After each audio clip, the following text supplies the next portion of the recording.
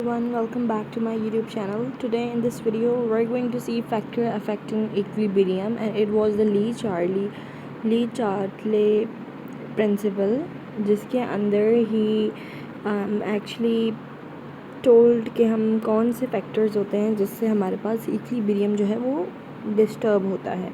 So our area of study in this section is how an equilibrium systems become temporarily unbalanced by change in the experimental conditions. कुछ experimental conditions होती हैं जिसकी वजह से हमारे पास equilibrium state जो होती है वो चेंज हो जाती है, such as temperature, pressure and concentration of the reacting species. And how the system restore its balance by speeding up either further or backward. इस लाइन का ये मतलब है कि सिस्टम वापस से रीस्टोर कैसे करता है उस बैलेंस को, जब वो बैलेंस जो हमारे पास जैसे एक केमिकल इक्विलिब्रियम चल रहा है उसके अंदर हम टेम्परेचर या प्रेशर या किसी कंसंट्रेशन को चेंज कर दें, उसकी वजह से रिएक्शन के अंदर स्पीड आ जाए, फिर उस स्पीड के बाद जो बैकवर्ड और फॉरवर्ड रिएक्शन हो रहा हो, उसके बाद ये जो रिएक्शन है ये इक्विलिब्रियम में कैसे आता है, अपने आप को कैसे रिटेन करता है, तो वो इफ़ेक्ट आपको बताया गया था ली-चार्टली इफ़ेक्ट ने. ठीक है, he was a French chemist और he generally produce the rule कि हमारे पास उन्होंने रिसर्च की थी कि why the balance of the chemical equilibrium is disturb by some change of the conditions. This is called, मतलब किसी भी कंडीशन की वजह से हमारे पास जो इक्विलिब्रियम के अंदर चेंज आता है वो उसे हम ली-चार्टली इफ़ेक्ट कहते हैं.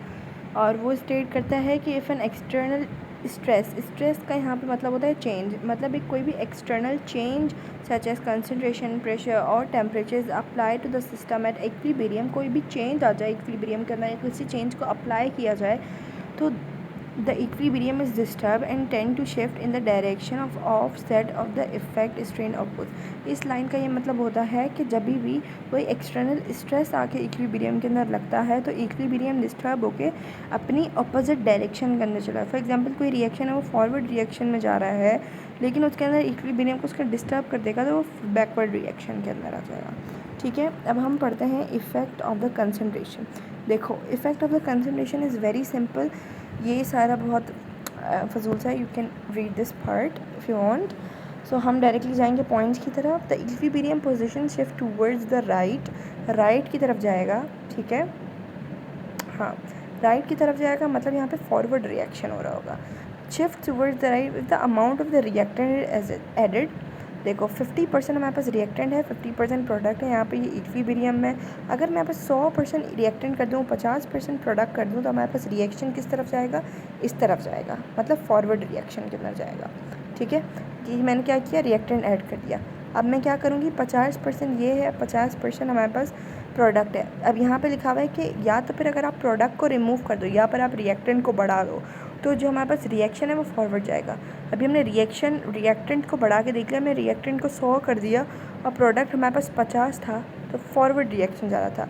अब देखो मैं क्या करती हूँ कि ये जो प्रोडक्ट हैं दोनों 50-50 हैं. ठीक है, मैं प्रोडक्ट को 25 कर देती हूँ. तो आप मुझे बताओ कि रिएक्शन बैकवर्ड हो गया, फॉरवर्ड. ऑफ कोर्स फॉरवर्ड होकर जहाँ पे अमाउंट ज़्यादा होगा उस तरफ रिएक्शन जाएगा, ये याद रख लेना. ठीक है, दिस इज़ अ ट्रिक. दूसरा पॉइंट हमारे पास कहा जाता है कि देखो हमने कंसंट्रेशन को चेंज किया, दोनों में से किसी की भी एक कंसंट्रेशन को चेंज किया तो हमारे पास जो इक्विलिब्रियम में पूरा डिस्टर्ब होकर फॉरवर्ड या बैकवर्ड रिएक्शन में चला गया. अभी हमने सिर्फ फॉरवर्ड रिएक्शन डिस्कस किया है, अभी हम बैकवर्ड भी डिस्कस करते हैं. The equilibrium position shift to the left, अब पीछे की तरफ आएगा, लेफ्ट की तरफ आएगा if the concentration of the reactant is remove. For example 50 है ये रिएक्टेंट, 50 है ये प्रोडक्ट. अगर हमने रिएक्टेंट को 25 कर दिया और प्रोडक्ट 50 है, तो मैं आपको बताया ज़्यादा से कम की तरफ जाएगा तो हमारे पास बैकवर्ड जाएगा. ठीक है, हमने क्या किया, प्रोडक्ट को कम कर, रिएक्टेंट को रिमूव कर दिया और प्रोडक्ट को हमने 50 था तो अगर हम 100 कर दें और वो 50 ही रहेगा तो हमारे पास ज़्यादा से कम की तरफ आएगा, मतलब यहाँ पे हमारे पास बैकवर्ड रिएक्शन हो रहा है.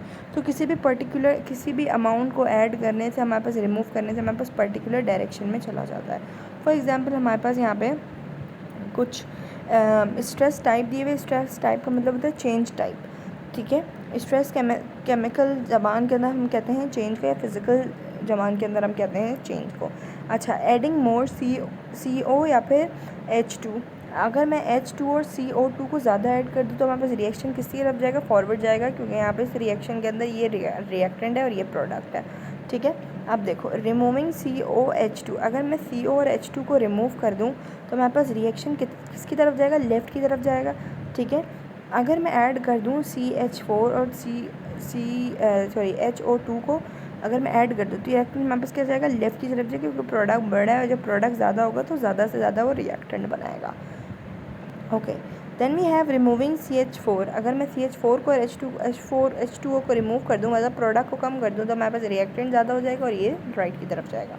आई hope this is clear. Now we are going to see कि हमारे पास इफेक्ट ऑफ द प्रेशर क्या होता है। Okay, effect of the change in the pressure or the volume. The effect of the change in the pressure alternating the position of the equilibrium is noticeable observing it all the reactant species in the gaseous state. जब भी कोई reaction gases state के अंदर होगा और अगर आप उसका प्रेशर चेंज करो तभी उसके अंदर चेंज आएगा।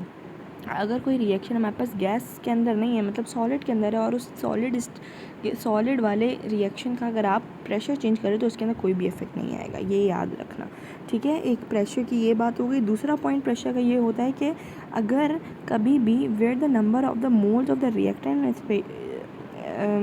Of the gas are different from the number of the moles of the product.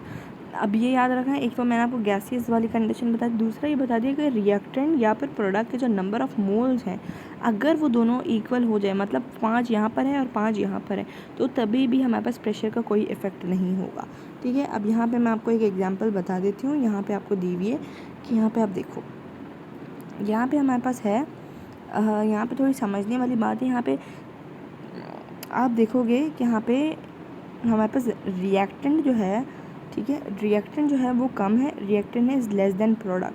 तो रिएक्टेंट इज़ लेस, ये हमारे पास केस 1 हो गया। यहाँ पर रिएक्टेंट 1 है, प्रोडक्ट हमारे पास 2 है, प्रोडक्ट के मोल हमारे पास 2 हैं और रिएक्टेंट के मोल हमारे पास 1 है, तो मतलब reactant is less than product. तो reactant is less than product जब, अब देखो रिएक्टेंट जब लेस है, रिएक्टेंट कम है, तो हमारे पास प्रोडक्ट ज़्यादा है, तो हमारे पास रिएक्शन जो होगा वो लेफ़्ट की तरफ जाएगा, और लेफ़्ट की तरफ जाएगा तो हमारे पास इफ़ेक्ट जब भी, तो हमारे पास जब लेफ़्ट की तरफ जाएगा तो हमारे पास प्रेशर जो होगा वह इंक्रीज़ होगा, और हमारे पास जब राइट की तरफ जाएगा तो प्रेशर जो हमारे पास होगा वो डिक्रीज़ होगा, इस कंडीशन के अंदर जब हमारे पास रिएक्टेंट जो है वो कम हो, ठीक है, रिएक्टेंट कम हो। लेकिन अगर आप देखो कि यहाँ पे रिएक्टेंट ज़्यादा है और यहाँ पे प्रोडक्ट कम है, तो रिएक्टेंट ज़्यादा होने की वजह से हमारे पास जो है रिएक्शन जो होगा क्या होगा, वो फॉरवर्ड होगा, और जब फॉरवर्ड होगा तो राइट की तरफ जा रहा होगा, ठीक है, क्योंकि रिएक्टेंट हमारे पास ज़्यादा है।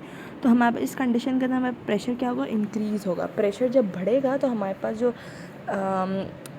इक्विलिब्रियम है वो शिफ्ट करेगा राइट की तरफ है, जस्ट इन केस जब हमारे पास रिएक्शन राइट की तरफ जाएगा, क्योंकि वो फॉरवर्ड होगा और उसके अंदर रिएक्टेंट जो होगा वो ज़्यादा होगा। और हमारे पास जब अब प्रेशर को जब आप डिक्रीज़ करोगे तो हमारे पास जो इक्विलिब्रियम है वो हमारे पास लेफ़्ट की तरफ चला जाएगा। ये दोनों एक दूसरे से अपोजिट हैं, एक के अंदर रिएक्टेंट ज़्यादा है, एक के अंदर रिएक्टेंट कम है, लेकिन दोनों, अब यहाँ पर देखो लास्ट वाली एग्जांपल के अंदर मैंने दिया हुआ है कि N का भी एक मॉलिक्यूल है और O का भी एक मोल है, तो 1 और 1 प्लस करोगे यहाँ पे कितना हो जाएगा, यहाँ पे कुछ भी नहीं है तो 1 है, यहाँ पे कुछ भी नहीं है तो 1 है, 1 + 1 हमारे पास 2 हो जाएगा, और ऑलरेडी यहाँ पे 2 गिवन है। तो जब आप देखोगे कि हमारे पास दोनों के नंबर ऑफ़ मोल्स इक्वल हैं तो there will be no change on when the factor of the pressure is affecting, तो there will be no change because यहाँ पे हमारे पास दोनों के number of moles सेम है। I hope you have gotten this lecture. In the next video we'll see कि effect on the temperature पे क्या होता है, ठीक है।